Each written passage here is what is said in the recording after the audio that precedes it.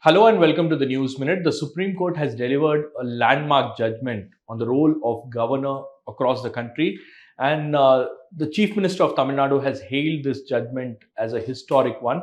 To talk about this, I have with me Tamil Nadu Minister for Information Technology and Digital Services, Mr. PTR Palanivel Thiaga Rajan.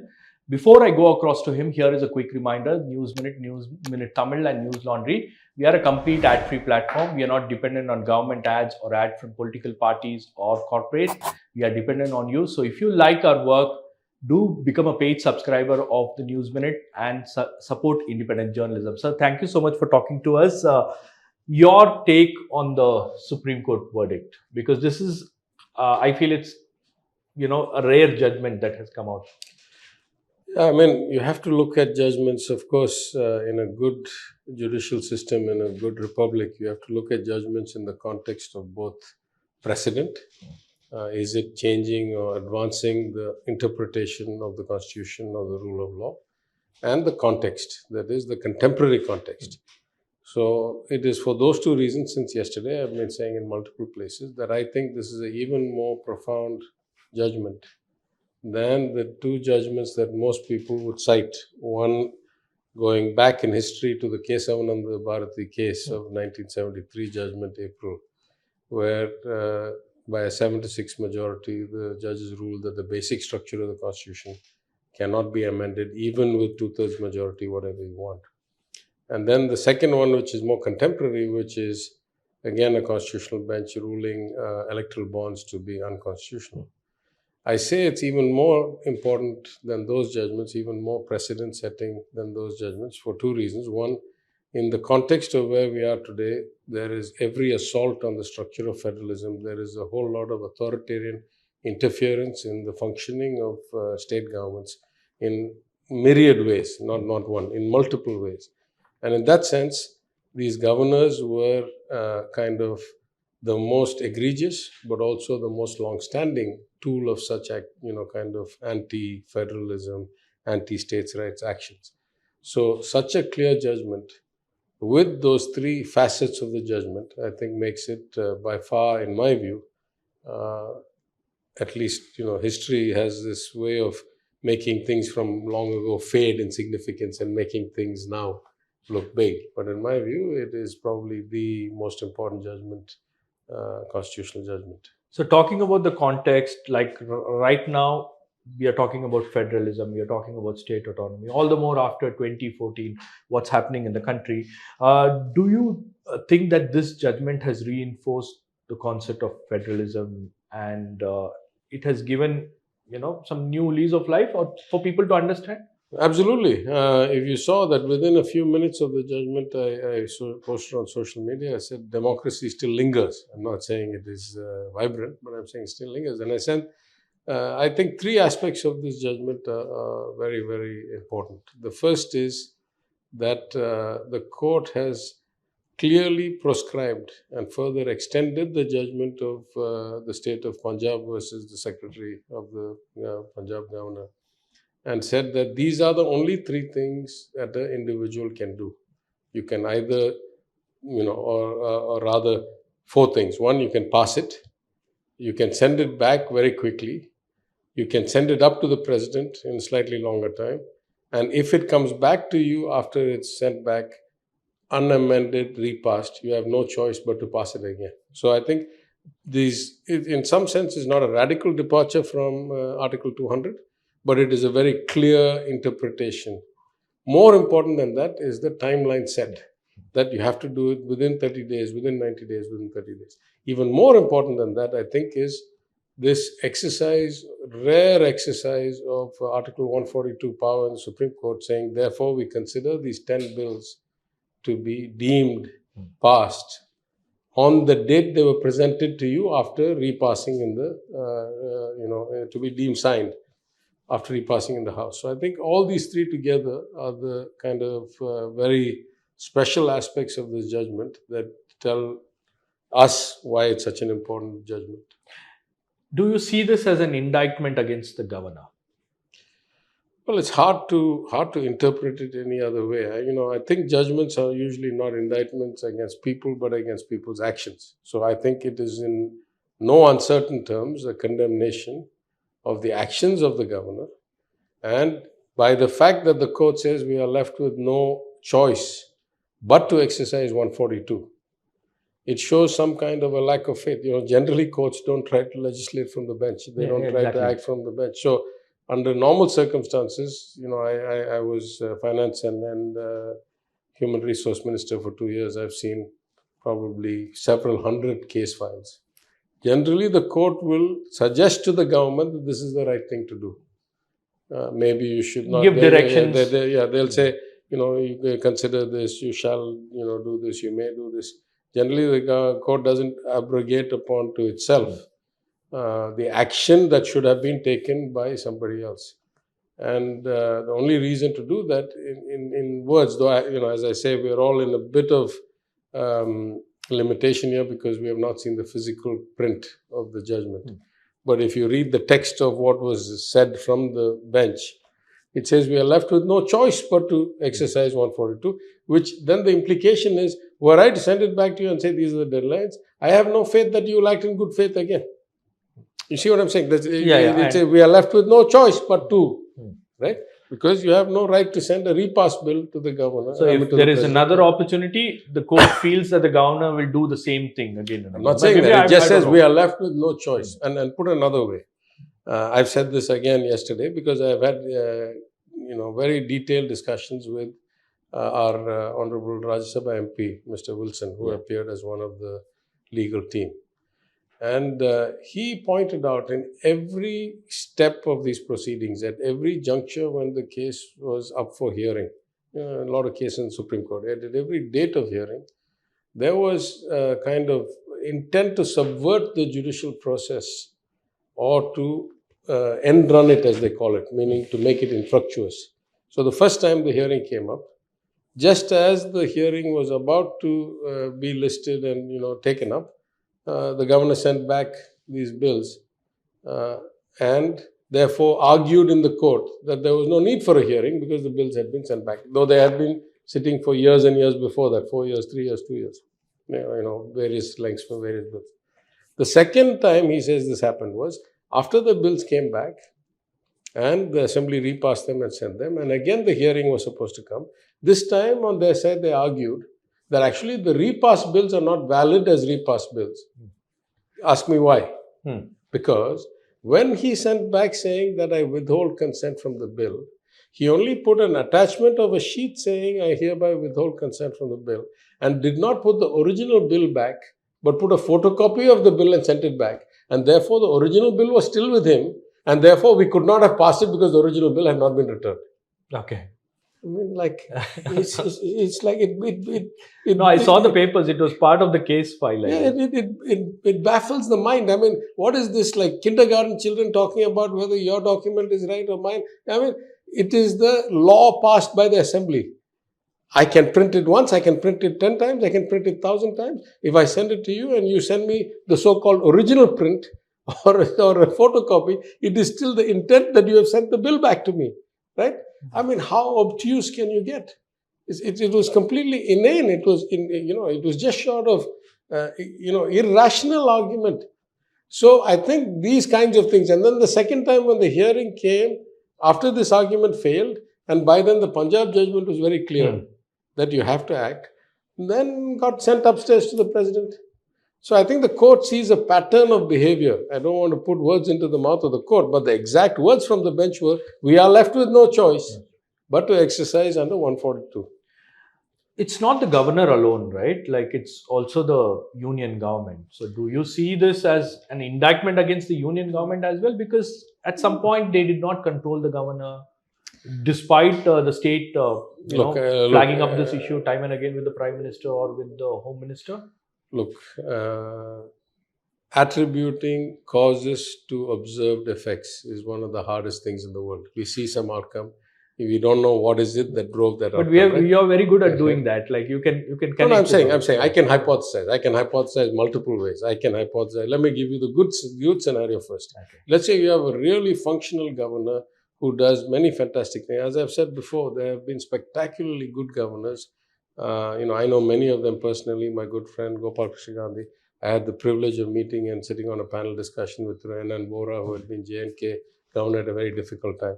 So, in the best of times, governors have proven to be of wise counsel, a bridge between the union and the state, actually value adding and being like elder statesmen and facilitating the relationship. Upholding the and facilitating the principle. relationship if they happen to be political ideologies different or something, and smoothing things and so on. So there have been instances of great outcomes. In those great outcomes, do we say, is it because the individual is a phenomenally cultured, erudite, experienced, bright individual with goodwill, or is it because the government that appointed them there had the brilliance to appoint that person? So it's hard to attribute causes.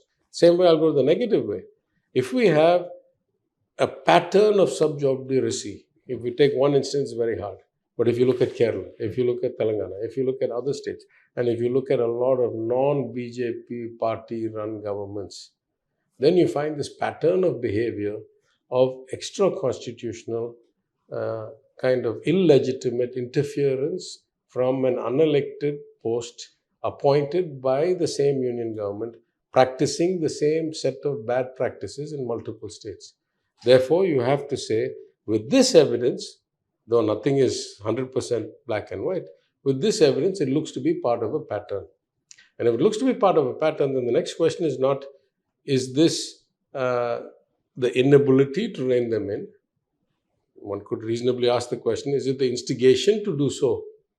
You say, is it an indictment of their inability to rein in? I say, if you see this pattern in 6 states, are they picking people particularly for the purpose of doing these kinds of things? Anybody can interpret anything, right? The pattern has to fit, that's all. But this pattern has been like, the central government hasn't been doing anything about it. Like those governors who I agree with you. I'm saying if created hurdles in West Bengal. No, I'm saying if the pattern is visible everywhere, then one of two things is evident. Either the central government is careless and picks people who are only doing this and only in non-BJP states, or they are picking people purposely for the purpose of doing these things. Any is an equally valid interpretation, right? So the time frame that the Supreme Court has fixed under Article 200, does that really solve the problem? Well, at least it solves, to me, 90% of the problem. Like? Because I think, well, look at the instance of the bills, right? I don't know if you've seen the bills. Yeah. So the bills are pending for 5 years in one case, 2 cases, 3 years in some cases, 2 years in some cases. So at some level, 1 month, there's just this notion of justice delayed is justice denied. Something the equivalent of that. If the will of the people exercised by the legislature, and many of these cases unanimously exercised by the legislature, is to be thwarted, at least let it be thwarted in a certain time frame, right? Because otherwise, as the court says, again, you saw there's no absolute veto and there is no pocket veto. What does pocket veto mean? I take the bill and put it in my pocket and do nothing is the equivalent of a veto. So till there was a time frame, there was unlimited pocket veto possible. But here we are also dealing with something like a pattern, like you mentioned. So does that mean the problem runs deeper? Because the governor is also acting as a political governor. No, there is no question. That's not my point. You asked a different question. You said, is this a good thing or a bad thing? I say it's absolutely a good thing. How can it not be a good thing? I'm saying, even if you want to exercise a pocket veto, now they put a limit that the pocket veto is only a 30-day expiry pocket veto. After that, it has to be either an absolute veto, in which case if it gets sent back to you, there is no more absolute, no more pocket in 30 days, it has to be done. So I can't see how this is a bad thing. I say it's a wonderful thing. I have a different problem. That's a marginally hypothetical problem. That now all these rejections or pocket handlings will get kicked upstairs instead of being at the governor level, maybe the at the president level. Go to the president. Then you may find hundreds of bills. I mean, if this pattern were to repeat in that way, you may find hundreds of bills across tens of states stuck in one place. I hope that is a bad hypothesis. I hope that it will never come true because it is completely antithetical to the notion of democracy. And, a lot of this, I think people miss like something. Like there's, to me, the profound agony in all this is that if there are two extremes, right? Normally, politics is politics, administration is administration. Most people kind of get that. When you're in office, your job is to deliver outcomes, not to do politics. Sadly, in a lot of cases we see with this union government, they do politics instead of administration as a government. In our case, I'm saying we want to do only administration and only policy, and if it happens to be politically perceived, so be it. We didn't go fight for states' rights because it's DMK. We fight for states' rights because from the Dravidian movement's inception onwards, we are for states' rights. We didn't go that we will not implement three language because we're DMK. The history of anti-Hindi agitations goes back to 1930s, 1960s, and all parties that are born in Tamil Nadu in some form, shape, however they are against Hindi imposition. It's not politics, it's policy. So in that sense, I would say, what gets lost in the trees, the forest that gets lost in the trees here, is if you are doing kind of contrarian, conflicting, abrasive politics between center and state, whether the tool is the governor or some other method, you are losing a tremendous opportunity, right? It is impossible for the Union of India to succeed unless it is closely in partnership with the states and working as a cohesive unit. And why is that so important? Because in the global economy, you see what is happening. The markets are tanking. The established world order is getting upended. The established world trade patterns are being torn every day. We are at an inflection point of the global economy. The era of China was ending anyway because of their population decline and kind of the 30-year 100% outsourcing manufacturing to China. They buy, with the surplus, they buy all our bonds. That era was ending anyway. Question was what was coming next. I've been saying all along, the next era ought to be the Indian era, and it ought to be the story of Indian human capital driving the world. No other place has this many young people who are capable of being trained and productive, and no other place will for the next 20 years. If you want to do that, you have to work together every day. Literally every week, I'm hosting some delegation of foreign companies, foreign state governments, foreign national governments, ambassadors, trade missions, you name it. Between January 1st and now, I've probably seen like 20, right?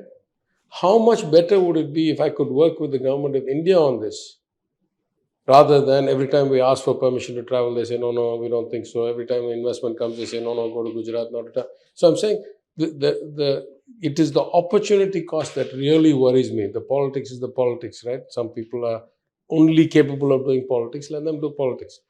But the opportunity cost of not being much more cooperative and cohesive is huge, and it affects our children's future by not doing it at the time when every wind is blowing your way, right?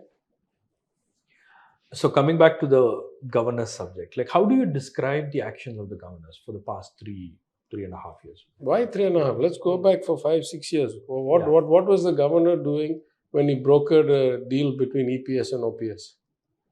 What was the governor doing? Well, you remember that old Mata Sunday, where people made the meme, they put this thing. What was the governor doing when he disqualified people who had not even voted in the House, while he allowed 12 people who voted against the ADMK government in the no confidence motion to continue in the House and not be disqualified? So the politicization of the governor's role, at least as far as Tamil Nadu is concerned, is not 1 year, is not one governor. This gentleman might be particularly obstreperous and particularly venal in his actions. But this is not a one person, one incident thing. This has been going on for a long time, from the days of, what was the governor's name? Vidyasagar Rao. Gentleman from simultaneously Maharashtra and Vidyasagar Rao. So from then on, there have been 10 instances. Yeah. So do you think that the governor should tender his resignation after a stinging judgment like this? Look, these are not speculations for me. I think whatever position my party takes, the chief minister takes, I take it. You asked an earlier question. I'm very clear about it. Is this indictment of the actions of the governor? Absolutely. Is this an expression of a lack of faith in the right thing being done in the future? Absolutely. They say we have no other choice but to exercise our rights under Article 142. That is the clearest indictment that we don't believe you're capable of doing the right thing anytime soon. So those, I think, are black and white. Then you say, what should be the consequences? I mean, of course, there's party diktat, of course, there's individual conscience. Normally, governor should not be subject to party diktat. Then let's call it government diktat from India, whatever it is. But whatever it is, each individual has to make their choices under the constraints and situations they have. I'm not here to judge anybody. And as far as an official position of what a party or a government thinks, then my leaders will make that. I'm not the right guy to make that call. But the party's stand has been like what Annadurai said, Aattukku Daadi Edukku, Naattukku Governor Edukku. That is, but that thing is now being talked about across the country. Like Mukul Rohatgi, who's a legal expert, says that the governor's post should be abolished. So that I completely agree. No, at that philosophical level, we have not changed since 1949, right? From 1949 to now. And to be perfectly honest, almost any party that has the word Dravidian in it or Tamil in it or Tamil roots, I would say, including the MDMK, the DMDK, or various people over the course of time, ADMK, have certainly espoused the same views of the original kind of founder of the progressive Dravidian movement, which is Perariya. So in that, I don't think there's any deviation, right? The basic view, as I say, the role of governor is a holdover or a hangover from the days of the British Raj, right? There is no natural need for an additional constitutional. If the Queen sits in London or the King sits in London, then they need a Governor General, then they need a Governor of a province. If we are a democratic country of elected people with the Prime Minister sitting in Delhi and the President of India sitting in Delhi, why do we need some other representative? Right? The Constitution says the state government and the union government are equal levels of government. We just manage different subjects or jointly in the concurrent list for different scope of, I look in my state, they look across the country. But otherwise, we're equal levels of government. There's no need for a hierarchy, and therefore the hierarchy is representative to be here. So I'll draw your attention on other two subjects that I want to talk about. One is the statement of Union Minister Piyush Goyal about startups. He called them as shopkeepers, and that has created a lot of heartburn. And someone who is like, talked about talent. No. Listen, I was asked to address this particular issue. So I'm here to address this particular issue. I have not been asked to address other issues. I want to stay within this issue. I'm not touching any of these other things. And you talked about the coordination between the union government and the state government. Yeah. You're not getting any kind of help with regards to... I would say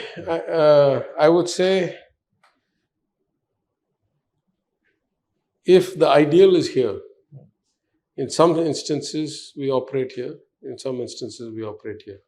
I have personal experience. My personal experience, I was invited to lecture 6 or 8 months ahead of time at some of the most prestigious universities in the world, at Brown University, at MIT, and at Harvard, the Kennedy School of Government, where many of our IAS officers go for training.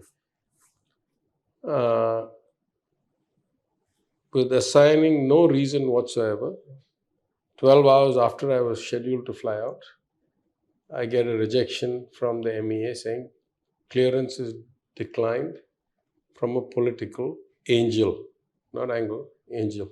Like they don't even type properly. I have to show you this. It's got spelling errors. So they've taken the normal approval form. It has gone through all the process saying the ambassador says it's good for the country. Nobody else can do it. This, that.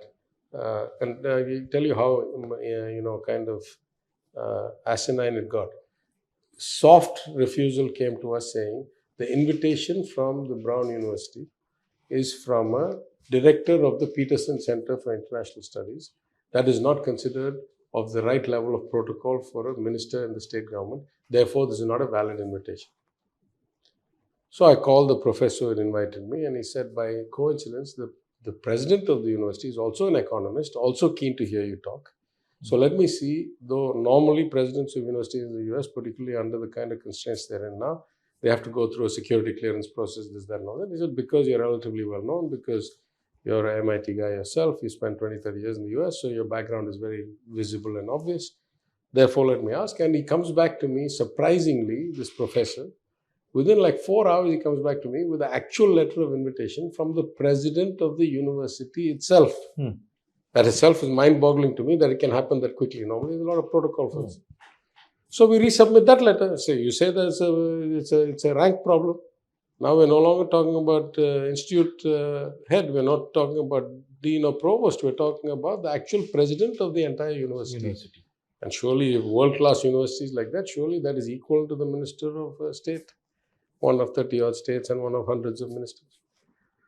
So now they have no reason. So they wait till my flight was supposed to take off, and then like 12 hours later, I get this without reason rejection. Now I ask you, how is it in the interests of India's growth? How is it in the interests of Tamil Nadu's relations and investment future to deny a person like me, who is a 20-year expat from the United States, who has a natural connectivity, who has the capacity to draw people towards us. And in fact, in the end, I ended up going on a personal trip much later, taking my son on a college tour. I ended up making some other lecture somewhere and met people who have since come and invested here, who have since come and done things during my personal travels. No. Why was it not in the government's interest for me to go and do it in the course of official travel? Right? So I'm saying those instances I would rank at the very bottom. Those are almost kind of malafide to the notion of joint partnership and working together, right? So if you say sometimes we work well, sometimes we work okay, many times we work badly. So, So now these relations have been like this? No, I'm just saying instances come and go. It depends on the individual, depends on the department, depends on the situation.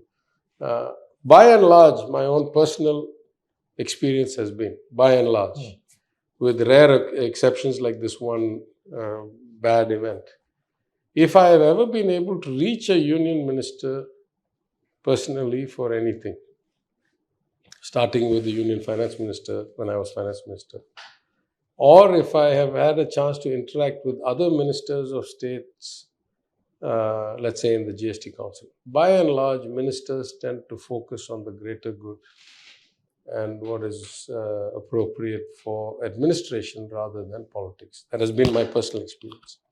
I'm not saying that's how it should be. That's how it should be. Yeah, I'm saying. So I'm saying in a good way. Yeah. So I'm saying, I don't know what happens behind the scenes, but I'm saying in my personal experience over the course of, 4 years now almost as a minister, I must have interacted with, half a dozen, a handful of union ministers or ministers of state, both in the 2019 to 24 regime and the 24 to current regime, as well as maybe ministers from 10 or 15 states, all states, Uttar Pradesh, Goa, Madhya Pradesh, Meghalaya, all BJP states, also non-BJP states, or states like Maharashtra, where Federalism was the GST member when he was Deputy Chief Minister, and now is the Chief Minister. I've also operated when it was Shiv Sena government, when Ajit Pawar was. So all those interactions, I would say, at a personal interaction level, if you say the right things and if you have the right intention, then you seem to get along just fine and everybody wants to do the right thing. Sometimes the process, especially when it goes to the more bureaucratic process, gets subverted by such kinds of petty-mindedness. But individually, especially every time I've ever worked with the minister, everything has been fine. Sir, you use this word malified because that's a pretty strong word. I don't know how else. I don't know how else. I don't know how else to interpret rejecting my permission with no reason to travel to address invited lectures at world-class universities like Brown, MIT, where I am an alumni. Yeah, and the Harvard Kennedy School, where every year the government of India or the state governments are sending many, many IAS officers for training. How is it inappropriate that I should go? See, if you reject, let me ask a different question. Let's say that I intend to travel overseas for the sake of building relationships or drawing investment or whatever. That's the day job of what we're supposed to do. If I'm traveling to a country that has very good diplomatic relations with India, like Australia, like America, like UK, like we have AUKUS, we have G20, we have Quad, we have so many ways that we have. Why is it that the government of India needs to approve my travel? We are already good with diplomatic relations. Why should there be another check and balance on that? Same way I ask the question. If I need their help in setting up meetings, if I don't know all the big hedge funds, if I don't know all the big investors, if I don't know all the big corporates, and I need to go to them for support, I can understand that they act as a facilitator. In the first case, they act as a validator if it's a country that doesn't have proper diplomatic relations. Or in the case of a country with proper diplomatic relations where I don't have the ties, I call them and say, please can get me connected to solar panel companies. They can act as a facilitator. In the case of Tamil Nadu, and in my particular case, I don't need them to validate the country. Every day, their ministers are going all day. And I don't need them to facilitate. I was an international investment banker. I have connections to pick up the phone to speak to CEOs or chairmen or professors or anybody. I spent many years in academia. Then why is it that they get to decide whether I can go or not? It's not in the statute. It's not in the constitution. There's some leftover practice from foreign exchange crisis of 1990, some cabinet note, something interpreted. But I'm saying, when I say this outside, when I go to different countries, they laugh at me. They say, how is it that a minister needs to get the approval of some other secretary in some other government before that minister can travel to attract people or to give lectures at conferences or at trade fairs or something? Because I have, for example, invitations to go speak later this year at the annual trade fair in Vienna, at the tech festival in Paris called Viva Technology, Viva Tech. A few invitations already come in. In fact, I had invitations in March and April. March for the Global FinTech Festival in Tokyo, April for the JITEX Tech Festival in Singapore. Some of these I couldn't go because the assembly is in session and I couldn't go because of work. But if there is no assembly in session and if I can manage my own workload and if the chief minister says, go do it because that's how we grow, why should the government of India, first of all, have the capacity to say yay or nay? That itself is archaic, it's anti-federal. And then they actually exercise it in a way that makes no sense to me. What was the damage to India from I going and lecturing at Brown, MIT and Harvard? They rejected my application. If I don't consider this mala fide, what will I consider it? Is this more about control? Is it about controlling the states? Listen, I think it's petty-minded, right? I think if you're broad-minded, you want the country to grow and prosper at all places, not only in one state or two states. You want every state to maximize its potential because the average of the country includes all of us. So you can facilitate. If you're the right kind of person, you facilitate. If not, at least you step aside. This notion of being a barrier Controlling itself things, is petty-minded. like wetting things. It's petty-minded, in my view. Right, sir. Thank you so much for talking to us. It's a pleasure talking to you, Mr. PTR. Thank you.